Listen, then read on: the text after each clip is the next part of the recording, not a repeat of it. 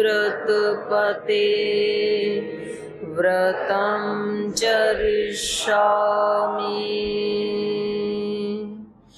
तच्छकेयं तन्मे राध्यताम्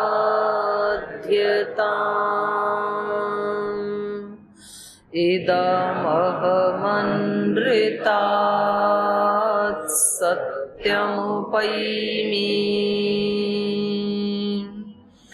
ॐ सहनाववतु सहनौ भुनक्तु सह वीर्यं करवावहै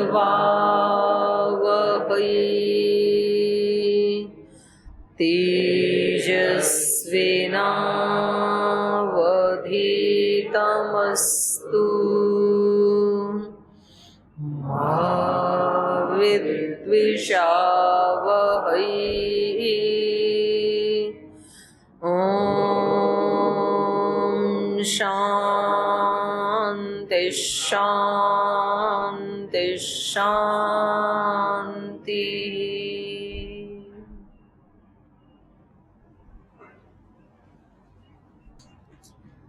वाल्मीकि रामायण के किष्किंधा कांड का द्वितीय सर्ग पढ़ रहे हैं।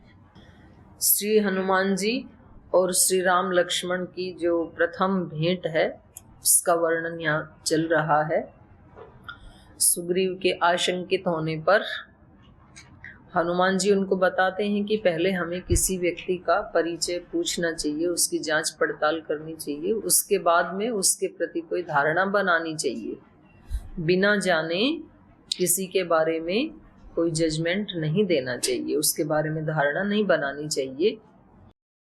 तो उनके बारे में पूछताछ करने के लिए, पता लगाने के लिए, उनकी जांच पड़ताल करने के लिए हनुमान जी उनके निकट जाते हैं और अत्यंत मधुर वाणी में और बहुत ही एक सभ्य जो व्यवहार का तरीका है उसका आश्रय लेते हुए हनुमान जी उनसे पूछताछ करते हैं।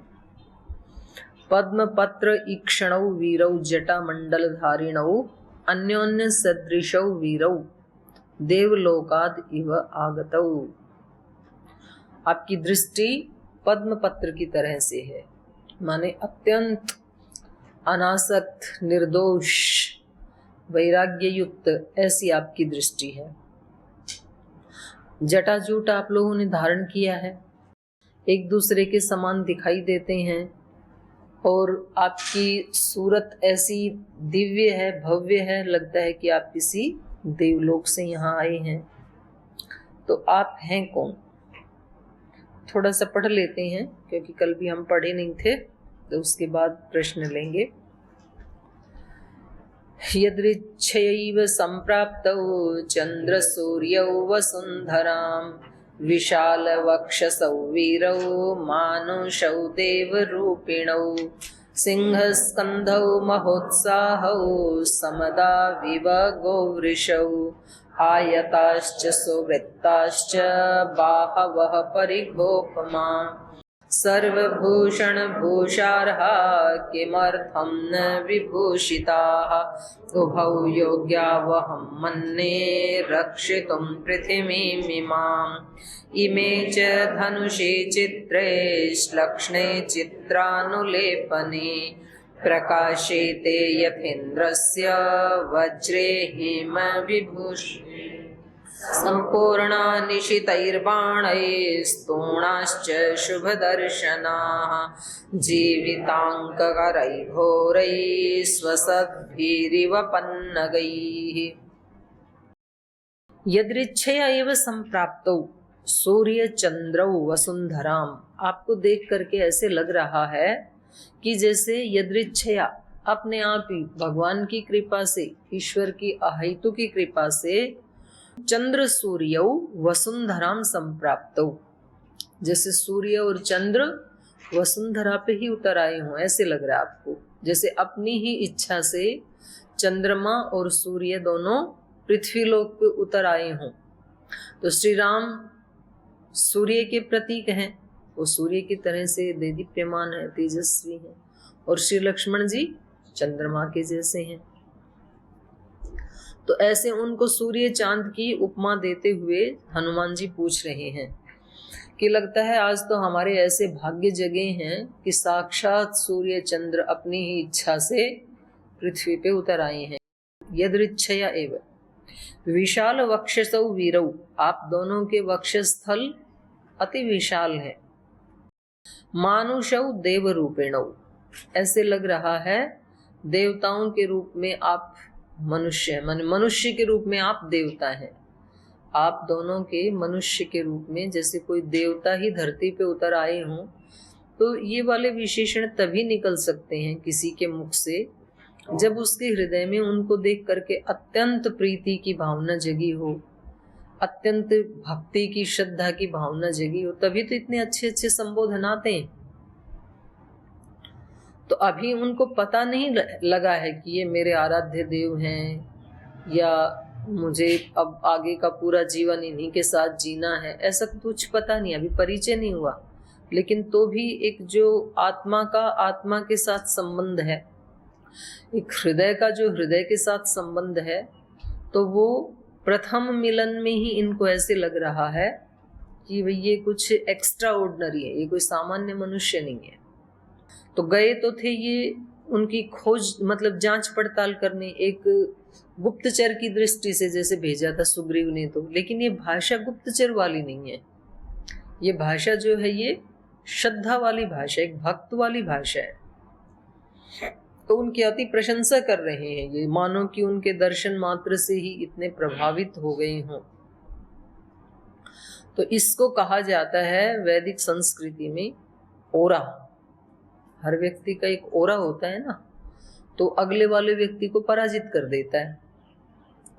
जैसे बहुत लोगों ने बताया, बोल जी हम महाराज जी आपको इसलिए आस्था चैनल पे हमने सुनना शुरू किया था कि ये कुछ तो गलत बोलें और उसको हम नोट करें और उसके बिहाफ पे हम इनके ऊपर केस करें या इनको कुछ नुकसान पहुंचाएं। हो गया उल्टा, सुनते सुनते हम ही आपके भक्त बन गए। कुछ लोग पीछे से जैसे कुछ ऐसी टिप्पणी कर देते हैं, उल्टा सीधा बोल देते हैं, फिर जब महाराज जी से मिलते हैं तो बोल पता नहीं आपने तो क्या जादू सा कर दिया। तो जब आप मिले तो हमारी तो बोलती ही बंद हो गई। तो इसको कहते हैं ओरा का प्रभाव। किसी ऐसी मनसा से भी कोई व्यक्ति सामने आता है तो भी अगर हमारा ओरा प्रबल है, स्ट्रोंग है, तो दूसरा अभिभूत हो जाता है। जैसे आज ही किसी ने एक प्रश्न लिख के दे रखा है, अगर कोई हमसे बिना गलती के क्रोध से बात करे तो क्या करना चाहिए? शांत रहना चाहिए या बोलना चाहिए? शांत रहते हैं तो सामने वाले को हमारी गलती लगती है, और बोलें तो कहते हैं कि इनमें बात करने का तरीका नहीं है। तो ऐसी स्थिति में क्या करना चाहिए? बड़ी सिंपल सी बात है। क्रोध कर रहा है वो उसका अपना व्यवहार है, वो ठीक कर रहा है, गलत कर रहा है, अपनी किसी कमजोरी के कारण कर रहा है या आपको सही राह पे लाने के लिए कर, क्योंकि क्रोध के भी बहुत सारे तरीके होते हैं। एक क्रोध कोई शत्रु करता है वो अलग तरह का क्रोध होता है, और एक क्रोध जो अपनी माँ करती है वो अलग तरह का होता है। तो क्रोध कर रहा है उसका तो उसी पे छोड़ दीजिए, वो जो भी कर रहा है, अच्छी भावना से कर रहा है, बुरी से कर रहा है, द्वेष की भावना से कर रहा है, शत्रुता की भावना से कर रहा है, प्रीति की भावना से कर रहा है, आपको क्या करना चाहिए? वो सिलेक्शन 100% आपके हाथ में। आप शांत रहते हैं और दूसरा आपको कमजोर समझता है, तो क्या आप दूसरों की दृष्टि में स्ट्रॉन्ग बनने के लिए उल्टा क्रोध करोगे? चाहे आपकी हानि भी क्यों ना हो जाए, पर हम इसलिए क्रोध करेंगे कि दूसरे हमें कमजोर ना समझ लें कहीं। तो साधक के लिए ये उचित नहीं है। और क्यों ना आपकी शांति और आपकी अच्छाई उसके क्रोध से इतनी स्ट्रोंग हो जाए कि वो भी अपना क्रोध करना भूल ही जाए, ऐसा भी तो हो सकता है ना। जब दो व्यक्ति परस्पर व्यवहार करते हैं तो एक व्यक्ति कहता है मैं तो अच्छा हूं, दूसरा बुरा है, तो भाई उसकी बुराई आपकी अच्छाई पे हावी हो रही है, इसका मतलब आपकी अच्छाई में अभी कमजोरी है, आपकी अच्छाई कमजोर है अभी, इसीलिए तो दब जा रही है ना बुराई से। ऐसा क्यों नहीं होता कि आपकी अच्छाई उसकी बुराई को दबा दे, ऐसा क्यों नहीं हो रहा? ऐसा भी तो हो सकता है। तो इस दुनिया में जो स्ट्रांग होगा, अंगुलीमाल ने हजारों लोगों की उंगलियां काटी, 999 की तो काट ही ली थी, एक ही व्यक्ति बचा था, तो क्रूरता तो थी ही ना उसमें, तो उसकी क्रूरता सामान्य व्यक्तियों के ऊपर हावी हो जाती थी। और एक दिन कोई एक ऐसा व्यक्ति टकरा गया, ऐसा व्यक्ति आ गया जिनकी अच्छाई अंगुलीमाल की बुराई से कई गुना ज्यादा स्ट्रांग थी, तो अंगुलीमाल की तो दिशा ही चेंज हो गई, उनकी अच्छाई ने उनकी बुराई को पराजित कर दिया, हावी हो गई। तो हमें तो सिखाया यही जाता है, जुल्म को कैसे जीते, जीतो जुल्म सहन शक्ति से, और क्रोध को दया विचार से जीतो। कोई जुल्म कर रहा है आपके ऊपर तो जरूरी थोड़ी आप भी बदले में जुल्म करो। हाँ, आतंकवादी करें तो बिल्कुल करना चाहिए, पर अपने घर परिवार के लोग यदि अज्ञानवश ऐसा करें तो अपने लोगों के प्रति हमेशा अलग तरीका होता है, उनके साथ टिट फॉर टैट का व्यवहार नहीं होता है, उसमें बैक गियर लगाना चाहिए 99.99% संबंधों को बचाने के लिए, क्योंकि संबंधों की शक्ति अपने आप में बहुत बड़ी शक्ति है। इसलिए हमारे ऋषि कहते थे वसुधैव कुटुंबकम, पूरी वसुधा कोई कुटुंब बना लो, अपना ही कुटुंब बन गया तो फिर खतरा नहीं है, क्योंकि भले ही आपस में किसी का मतभेद हो लेकिन तो भी अपनापन का भाव तो रहता ही है, अपवादों को छोड़ करके। और यदि सारा विश्व बटा हुआ है अलग अलग, हम अलग आप अलग, तो फिर खतरा है। तो इसलिए जिस स्थान पे हम रहते हैं, जिस घर परिवार में रहते हैं, जिस संस्था में रहते हैं, किसी आश्रम में रहते हैं, तो वहां पर हमें अपने आप को एक परिवार समझना चाहिए, एक परिवार का हिस्सा समझना चाहिए। और परिवार में एक दूसरे को सहन किया जाता है, एक दूसरे को उबारा जाता है। वहां पर झगड़ा ऐसे झगड़ा नहीं किया जाता है जैसे हिंदुस्तान पाकिस्तान का चल रहा है, ऐसे नहीं किया जाता है वहां पर। तो दूसरा व्यक्ति मान लो आपको तंग भी कर रहा है तो एक तरीका सहन करने वाला भी है, जीतो जुल्म सहन शक्ति से। सहन करने वाला व्यक्ति खुद सहन नहीं करता, दूसरे को पराजित कर देता है। तो मैंने आपको सुनाई थी कहानी, कभी एक सास अपनी बहू को बहुत डांटती थी, जब देखे तब कभी उसके दहेज को लेकर, कभी उसके काम को लेकर, उसके पीहर वालों को लेकर के। और वो बहू इतनी शांत रहती थी, सब सहन करती जाती थी। तो एक दिन उसको गुस्सा आ गया बुढ़िया को, बोली तू पत्थर है क्या, इतना बोलती हूँ कुछ आंसर नहीं देती है। तो उसने हाथ ही उठा दिया उसके ऊपर, बोले पता नहीं इसके माता पिता ने बेटी पैदा की है, कोई पत्थर पैदा किया है, कोई असर ही नहीं होता है। तो जैसे उसने हाथ उठाया तो पड़ोसन ने आके हाथ पकड़ लिया उसका, बोले बुढ़िया बहुत हो गया है, ये बेचारी गाय जैसी बहू है और तो इसके पीछे लगी रहती है, फिर और दो चार आ गई अड़ोसन पड़ोसन। बोले आज हम देखेंगे तेरे को, हम नहीं छोड़ेंगे तेरे को, बड़ा इस पे तूने अत्याचार कर रखा है, वर्षों से हम 10 वर्ष हो गए ऐसे देखते देखते, और आज तेरे को पुलिस के हवाले करेंगे। तब उस बहू ने अपनी जुबान खोली, बोल जी आपसे निवेदन है आप अपने अपने घर चले जाओ, ये मेरी माँ है, इनको डांटने का, पीटने का पूरा अधिकार है। ये माँ मुझे नहीं सिखाएगी तो कौन सिखाएगा? तो वो तो चुपचाप अपने घरों को चली गई और उस सास ने अपनी बहू को गले से लगा लिया। वो इतनी रोई, बोल तूने इतने दिन तक जुबान क्यों नहीं खोली? तो तू बहू नहीं है, तू तो देवी बन के आ गई हमारे घर में। तो ये विजय किसकी थी? सहन शक्ति की। सहन करने वाला भी पराजित करता है दूसरे को। और उसके बाद तो वो ऐसी बदल गई कि मतलब कोई सगी माँ भी जैसे उसके साथ इतना अच्छा व्यवहार नहीं कर सकती जितना उसने किया। तो जब आपस के संबंधों की बात हो तो मेरा तो ऐसा ही है भाई, देखो अपना अपना विचार है।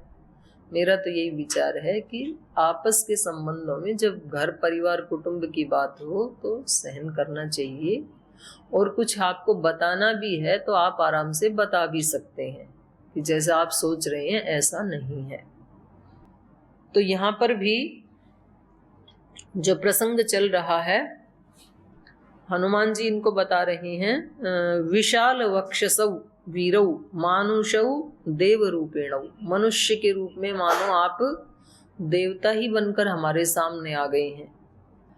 सिंह स्कंधौ महोत्साहौ समदा विव गोवृषौ आयताश्च सुवृत्ताश्च बाहवः परिघोपमाः। सिंह स्कंधौ, आपके कंधे कैसे हैं? सिंह के समान। सिंह के मतलब पराक्रमी। कंधे कैसे हैं? पराक्रमी। आजकल के कंधे जो हैं वो देखने में तो पराक्रमी लगते हैं, लेकिन हाथ ऐसे ऊपर उठता ही नहीं है। हाँ, कंधे जाम हो जाते हैं, बीमारी है ये, ट्रोजन सोल्जर। तो इनके कंधे कैसे हैं? विशाल वक्षसौ, आपका वक्षस्थल कंधे ये विशाल हैं। मानुषौ देव रूपेणौ, मनुष्य के रूप में देवता हैं। सिंह स्कंधौ, शेर के समान, सिंह के समान कंधे हैं जिनके। महोत्साहौ, महाउत्साही मालूम पड़ रहे हैं। उत्साह और निराशा ये छिपाए छिपते नहीं है। अभी तो उन्होंने कुछ बोला भी नहीं है, तो भी हनुमान जी उनको कह रहे हैं आप तो बड़े महान उत्साही नजर आ रहे हैं। तो एक तो देखने की वाले की दृष्टि इतनी शार्प होनी चाहिए कि वो आर पार देख सके। तो ये दृष्टि भी साधना से और योग से आती है। ऐसे बाहर की आंखें तो एक ही जैसी है ना, तो ये दृष्टि भी साधना से और योग से आती है। ऐसे बाहर की आंखें तो एक ही जैसी है ना, जैसे जो एक्सरे हैं, एक्सरेज, वो शरीर के अंदर भी देख लेते हैं ना। सूर्य की जो रेज हैं वो तो बार बार पड़ती हैं हमारे शरीर पे, तो वो तो बाहर की सकल सूरत को, रूप को दिखाती हैं, लेकिन जो एक्स रेज हैं वो अंदर का भी सारा बता देती हैं। तो सामान्य मनुष्य की दृष्टि तो बाहर के रंग रूप को, डील डोल को, शरीर को, रंग रूप को देखती है, लेकिन जो योगियों की दृष्टि होती है वो आर पार देख लेती है। उनको शरीर नहीं दिखता है, उनको आत्मा दिखाई देती है। इसलिए वो उस आर पार देखते हैं, तभी उनको पता लगता है कि ये भी उसी भगवान का ही बनाया हुआ एक यंत्र है। जैसे मैं भगवान का बनाया हुआ एक यंत्र हूं, ऐसे ही सामने वाले को भी उसी ने घड़ा है। तो उनको सब जगह फिर भगवत्ता दिखाई देती है, उनको भिन्नता दिखाई नहीं देती है संतों को, क्योंकि वो आत्मा का दर्शन करते हैं, शरीरों का दर्शन नहीं करते हैं, वो दिव्यता का दर्शन करते हैं। तो देखने वाले की दृष्टि भी चाहिए। तो हनुमान जी की दृष्टि कैसी है? साधना की हुई दृष्टि है, इनकी योगाभ्यास की हुई दृष्टि है। और आजकल तो अच्छी बात है, भारत भी योगाभ्यास के पथ पर आगे बढ़ रहा है। योगाभ्यास में क्या करते हैं?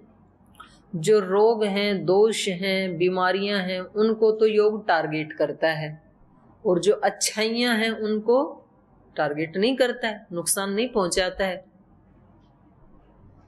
तो भारत ने योगाभ्यास का परिचय देते हुए जो आतंकवादी थे उनको तो टारगेट किया, जो सामान्य जनता थी उनको टारगेट नहीं किया, उनको हानि नहीं पहुंचाई। तो अच्छी बात है, योग मार्ग पे बढ़ रहा है भारत भी। जो दोष है, जो बुराई है, उसको टारगेट करके खदेड़ना, चाहे वो कितने भी अंदर भी क्यों ना हो। तो ऐसे साधक ढूंढते रहते हैं अपने अंदर, जो यज्ञ में आहुति दी जाती है उसकी वपा की। और वपा भी कहां से लेना है? आंत में से खींच करके आंत में से उसकी आहुति दी जाती है यज्ञ में। बलिवेश वो सोमयाग करते हैं तब। सोमपान व्यक्ति तब कर पाएगा जब हमारे अंदर वो सिंबॉलिक है। पशु की आंत निकाल के आहुति नहीं देनी है। पशु का मतलब है जो हमारी पशुता है, इंद्रियों की, जो हमारी नेगेटिविटी है, जो हमारे दोष दुर्गुण हैं, वो ऊपर ऊपर से नहीं हटाने। देखो, एक तो प्रवृत्ति में है दोष, तो वो तो हट जाएंगे कम प्रयास से, लेकिन जो संस्कार वाले हैं उनके लिए प्रबल पुरुषार्थ करना पड़ेगा।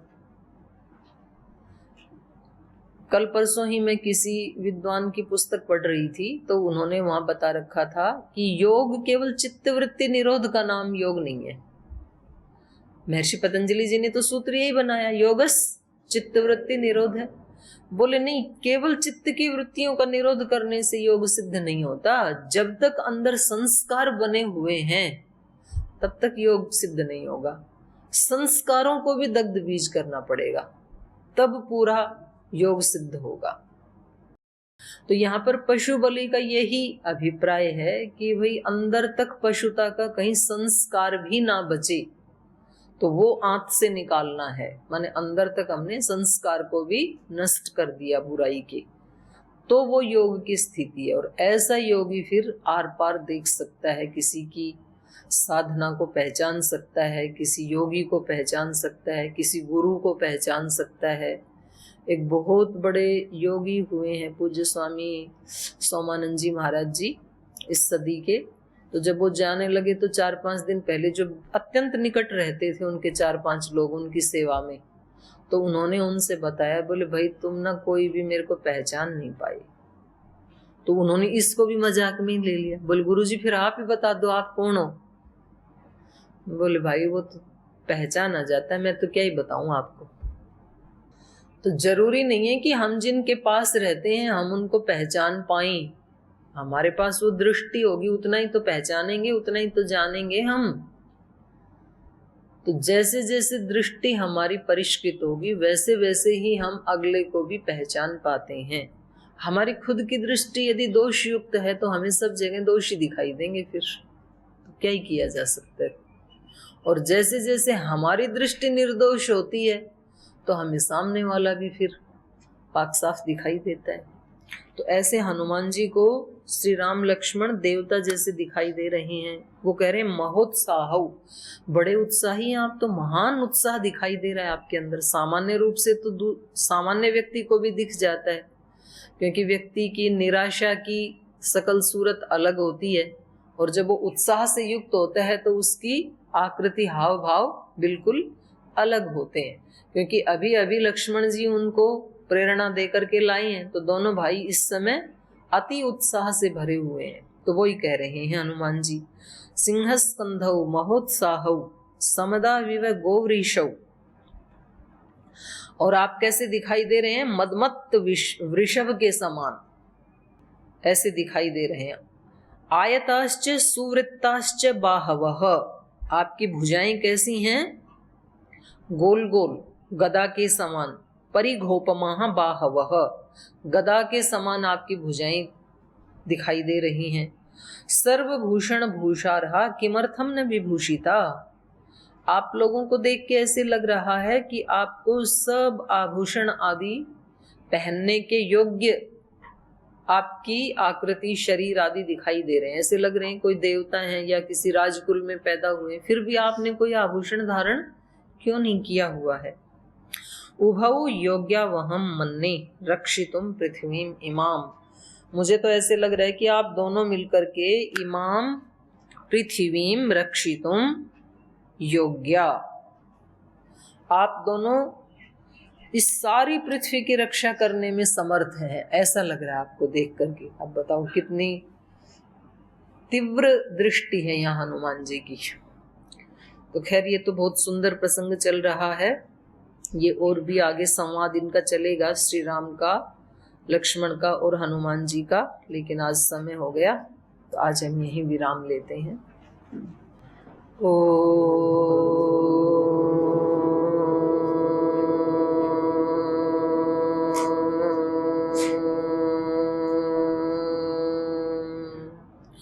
शांति शांति शांति।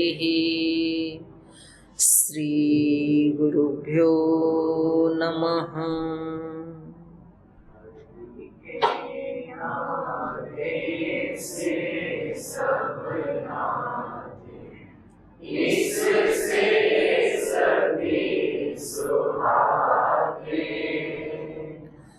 हरि के नाते से सब नाते, इससे सभी सुहाते। किससे वैर करेंगे प्यारे, विविध रूप धर आते।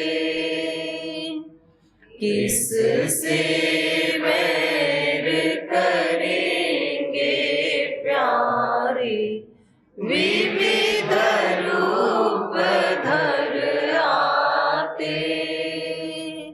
स्वार्थ बिना जो सबकी सेवा करते नहीं अघाते। स्वार्थ बिना जो सबकी सेवा करते नहीं अघाते। पर दुख दुखी सुखी पर सुख में, वो जन हरि को भाते। पर दुख दुखी सुखी पर सुख में, वो जन हरि को भाते। हरि के नाते से सब नाते, इससे सभी सुहाते। किससे वैर करेंगे प्यारे, विविध रूप धर आते।